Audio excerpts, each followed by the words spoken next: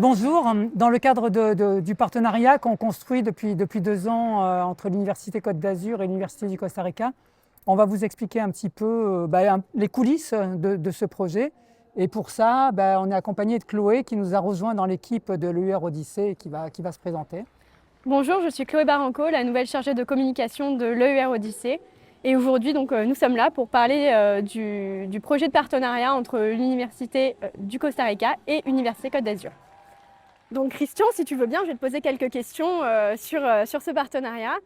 Tout d'abord, comment est venue l'idée du partenariat avec le Costa Rica? En fait, elle est venue vraiment au moment de la transformation de l'université. L'université s'est complètement réformée. Elle est devenue Université Côte d'Azur en janvier 2020.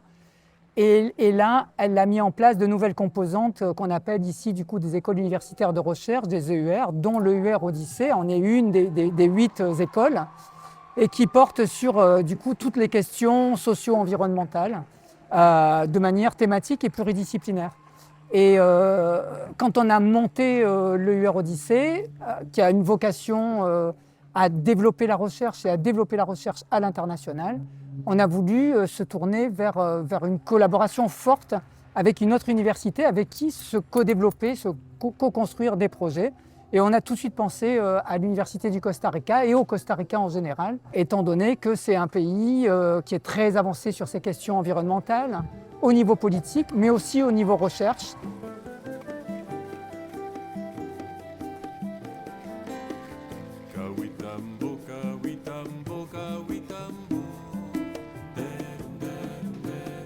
Est-ce que tu pourrais nous parler un petit peu des étapes de la construction de ce partenariat? Oui, bien sûr. La première étape, ça a été de prendre les contacts, justement. Et ça, on l'a fait d'abord, dans un premier temps, à notre échelle, c'est-à-dire à l'échelle de l'EUR Odyssée, centrée sur les questions socio-environnementales. Et donc, du coup, on a pris contact avec la faculté des sciences sociales de l'Université du Costa Rica. Et on a commencé à échanger et on a vu qu'il y avait de très, très beaux échanges qui se mettaient en place. Et donc, on est parti de là, entre les différents labos de la faculté et nous de l'EUR. On a eu des premiers échanges.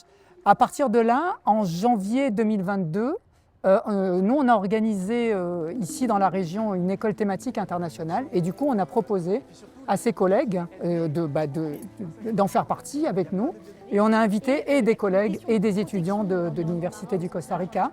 Je m'appelle Tania Rodriguez, je suis chercheure et enseignante à l'Université du Costa Rica, qui a aussi cet imaginaire, notamment en France, du Costa Rica, le pays qui respecte l'environnement et voilà. Et donc moi je voulais vous présenter un peu comment, malgré les politiques liées au climat et tout qui se développent au Costa Rica, le Costa Rica est marqué aussi historiquement par l'extraction, notamment de monoculture. Une autre des dimensions de ce projet de collaboration là, avec le Costa Rica, qui est effectivement de faire dialoguer les sciences sociales et les sciences de la nature, donc essayer d'avoir des perspectives plus pluridisciplinaires. Et on voit bien que dans vos domaines sur la conservation de l'environnement marin, il y a vraiment là vraiment un travail à faire entre ces différentes disciplines. À la suite de ça, on a continué à développer. On est allé du coup sur place. On a eu un petit budget de l'IDEX UCA JEDI qui nous a permis de monter une délégation et d'aller sur place au Costa Rica, de rencontrer d'autres collègues, de rencontrer tous les collègues sur place. Et à la suite de ça, les choses se sont vraiment accélérées. L'IDEX nous a permis de financer une chaire universitaire entre les 2 universités pour développer des contacts. On a pris des contacts aussi avec l'IRD, avec qui on travaille, qui fait partie aussi du projet. On a pris des contacts avec la région Sud, qui elle-même a développé des collaborations avec l'État du Costa Rica et sur ces questions environnementales. Ensuite, 4e étape, on a invité du coup le recteur président de l'Université du Costa Rica. Notre président de l'université l'a personnellement invité. Il est venu et donc du coup on est passé à l'échelle supérieure, donc à l'échelle vraiment des établissements. De lo que hemos hablado durante esta mañana, veo que hay muchos proyectos que podemos realizar en conjunto e incluso en la cual podrían participar otras instituciones como la Universidad de Sevilla, por ejemplo, y que se pueda triangular ciertos esfuerzos para tener estudios con África también.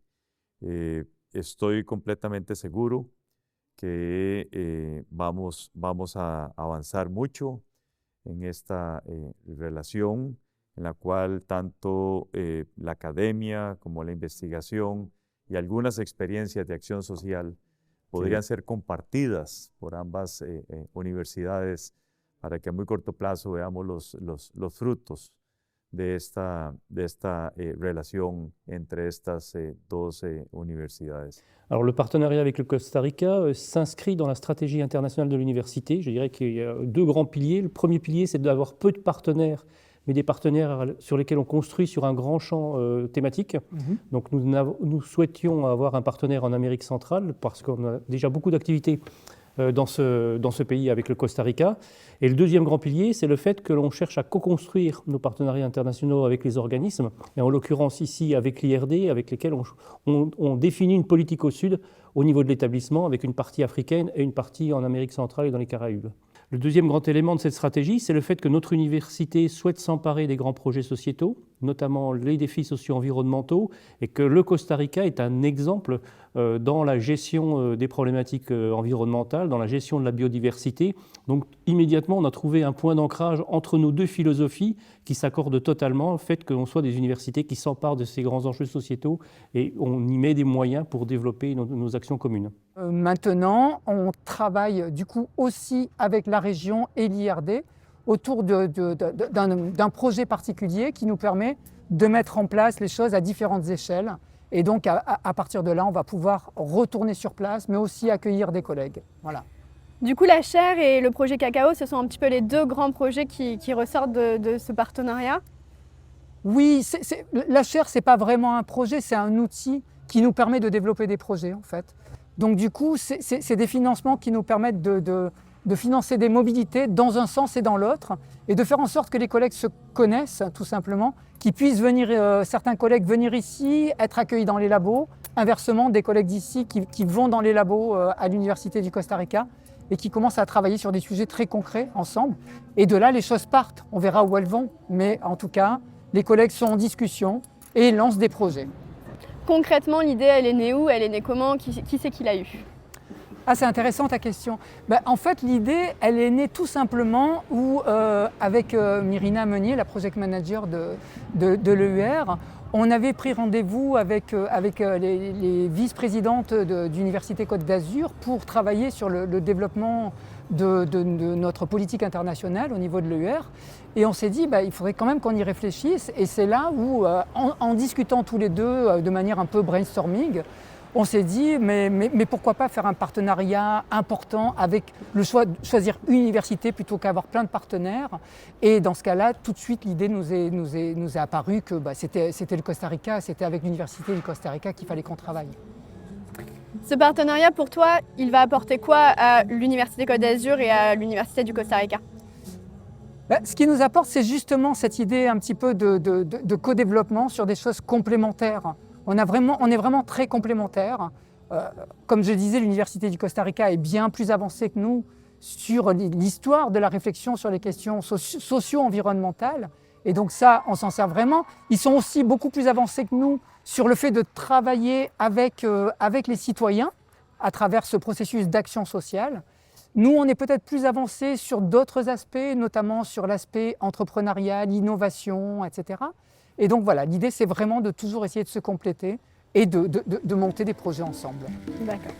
Merci beaucoup Christian pour tes réponses. Merci à toi.